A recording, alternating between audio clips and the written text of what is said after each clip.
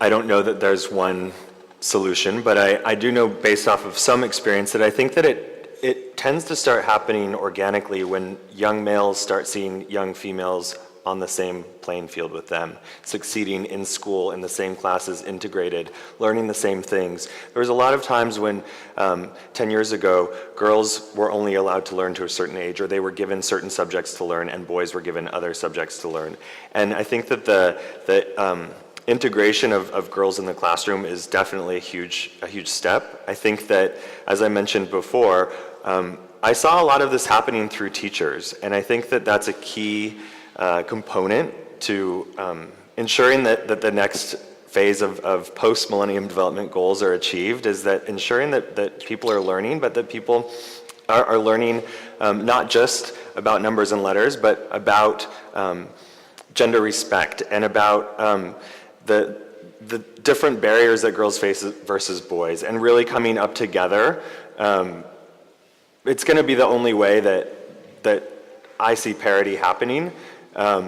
Males have a significant role in these patriarchal communities, and regardless of what anybody says, men listen to men better. It's just something that we're born with, a defect or something. I think that we we take advice from one another, generally better off. So if we can start enlisting young men, adolescent men, to become the next generation of leaders who are thoughtful of young women, I really think that that's going to contribute to grand social change.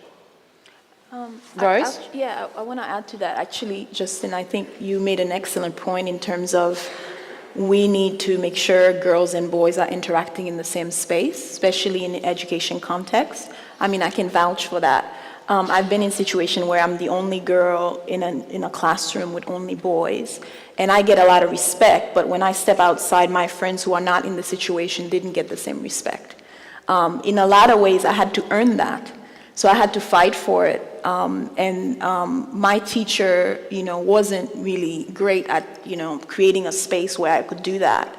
So I took the initiative and fight for it. But I think I got that strength and self-confidence from home, which I think a lot of it can start there as well. In the home. Mm-hmm. And I would say a lot of times, I know you said men probably listen to men, but I would say a lot of times young men do listen, see their mothers, the way they act and behave, and they learn from that as well. So, if they see their mothers in a particular context and the way they interact with their fathers, they learn from that, and they see that, girls are not only meant to be in the kitchen, but can also do other things. So I think that's a very important point.